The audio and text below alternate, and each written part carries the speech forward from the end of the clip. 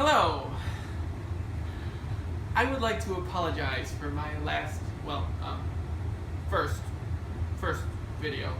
I had given my footage to someone to edit with a very detailed list of what I wanted, and was very surprised to discover when I uploaded it without checking it first, which was my bad, that he thought this was some kind of joke and had produced what you saw as the final cut. As you can see, I was and still am livid. Ow. I would like to apologize for that and let you know, no worries, the quality of my videos will improve, because now I will be doing my own edits with the help of my new cameraman, Aloysius. Say hello, Aloysius. Hello, Aloysius. He does that every take. Also, I was experimenting, and my glasses blew up on my face. I forgot to wear the safety ones, and now I have these new hipster blue ones for some reason. So, now you're all caught up. Again, sorry about the first video, and without further ado, hello, my name is Caden Knight, and welcome to Night Vision!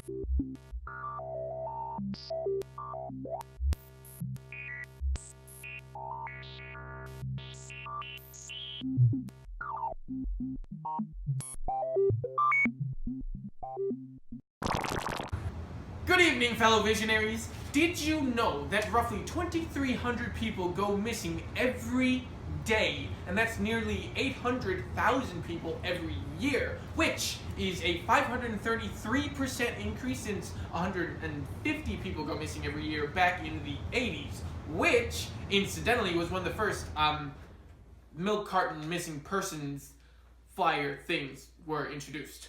And that is today's topic! People go missing for all sorts of reasons. Kidnappings and ransoms, human trafficking rings, organ harvesters, drifters, and homeless people who no one would really miss. People strung out on all sorts of drugs.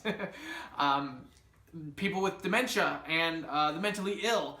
And alien abductions. Yes, I know most people don't believe that's true, but you can't prove it's not true. Anyway, and the coup de grace, the government abducting people for their various nefarious reasons. I will talk more in depth about all these things in the next few videos, but for right now I'd like to introduce you to more of the broader themes and give you some statistics. So, settle in, boys and girls. So, as I said, close to 800,000 people go missing on average every year, which is a gross increase from the 80s, but it's down 24% from 2004, which is somewhat optimistic, I guess. However, 8 million children go missing worldwide every year, which is a dismal fact, and more people go missing in the US than any other country in the world. Still, 99% of the missing person cases in the world are solved. Not all of them are solved with a happily ever after, but still that's a pretty good percentage of solved cases, right? But what about that 1% that's unresolved? Well, that consists of people who they just couldn't find and eventually gave up on. And then if it's been 7 years, they're declared dead. But sometimes people are declared dead but then turn up later alive, or there are people who are dead but aren't reported for years because they live alone and didn't have any family to miss them. Or the 1% also consists of unidentified remains. Where was I? Oh.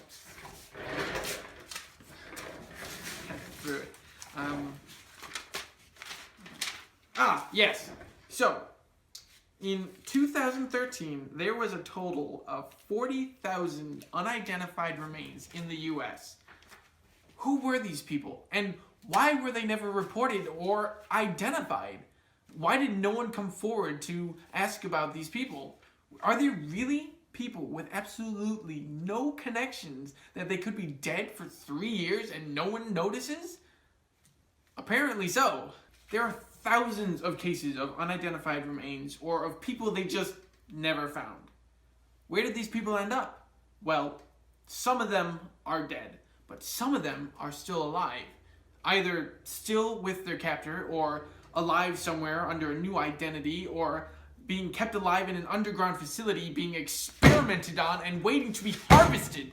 They say the number of missing person cases is down 24% from 2004, but that's still a 509% increase from the 80s, which is when we started getting better technology, which was supposed to help us solve these cases better, but somehow it hasn't, and the numbers are clearly worse. In my next few videos, I will delve deeper into each type of disappearance and how we can counter them. In today's news, Flint water crisis. Some of you may be aware of the appalling fiasco that is happening, or was happening. I mean, they probably haven't fixed it by the time you're watching this. Whatever.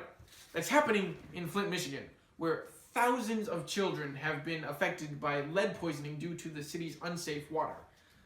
But this isn't really news, because the government, the state government, not the government, but they probably knew about it too. Anyway, getting off track.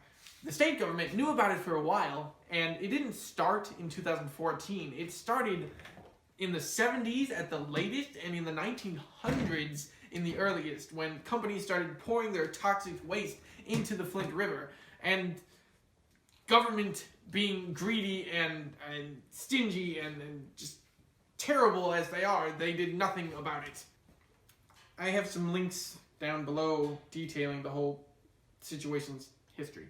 Anyway, not only is this a huge mess for the state, but the continued denial, lack of action, and sheer greed that persists still is what makes this so appalling. Citizens of Flint have justly stopped paying their water bills. I use my own filtration system with rainwater. Anyway, because they've stopped paying their water bills, the government is threatening to take their children away. And people have donated bottled water to the schools, and the school is making the children pay for the donated bottled water. And this isn't by any means the first city like this. This is just the first one to gain worldwide news coverage. And if you think this is bad, they found brain-eating amoebas in Louisiana's water twice in 2015. Twice! Many people are blaming the state's governments for laziness and greed. But what if it was the government for a more sinister reason? I'll leave that for you to decide. It was the government for a more sinister reason. Anyway, this is Caden Knight saying good night. And as always, stay vigilant, fellow visionaries.